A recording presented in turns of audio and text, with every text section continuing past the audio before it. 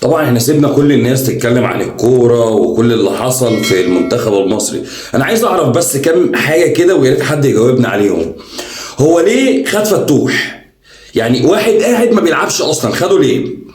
واحد زي محمد حمدي، قول لي ايه المميزات ان انت تاخد باك شمال زي ده؟ ليه؟ مفيش غيره؟ لا، عندك محمد شكري، اقسم بالله ما في باك شمال في مصر زيه. محمد شكري وبس، حتى الاهلي بيفكر ان هو يجيبه. طيب انت بتكلمني دلوقتي في احمد حجازي، احمد حجازي الراجل لسه راجع من 2 صليبي ولسه بيرجع في فرقته وبيلعب. طب والله العظيم ياسر ابراهيم يتحط وبعد كده الفرقه كلها. ده اللي احنا شايفينه برايي وبراي كل الناس اللي بتتفرج على كوره.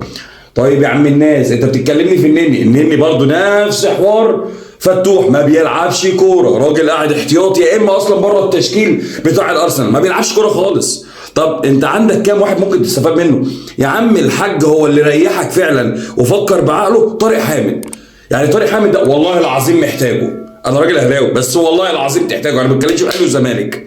انت محتاج فعلا واحد زي طارق حامد، واحد بيباصي كويس، واحد بيقطع كويس، واحد ما بيسيبش حد على راحته.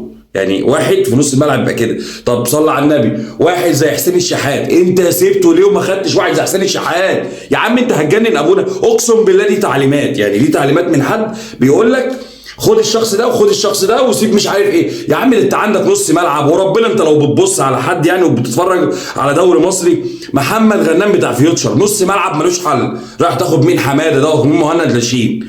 يعني نص ملعب قسما بالله لعب على اي حد تاخده يعمل بيه ايه؟ يعني انت رايح واخد لنا حد تاني ليه؟ مين مهند لاشين ومين محمد حماده ده اللي طلعوا ميتين ابونا دول؟ يا عم اقسم بالله حرام عليك، سيبها وامشي. هو عامة مش انت، هم يسيبوها ويمشوا، يعني المغاره بتاعت ابوهم دي يسيبوها ويمشوا، لان هم كده بجد تعبون. دي كده حد بيوصل لهم بيقول لهم هدا وهدا هدا وهدا، يعني مش انت اصلا اللي بتختار، وانت بيجي لك كام واحد والله اعلم، يمكن هم كمان اللي بينزلوا التشكيل.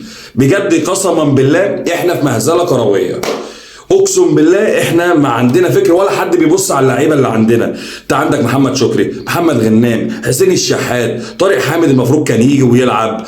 ده لو انت اصلا ده ما بيلعبش، ده كمان اقسم بالله يلعب، يعني طارق حامد يلعب، بس هو ريحك وقال لك انا اعتزلت دولي وشكرا وسلام عليكم وعليكم السلام.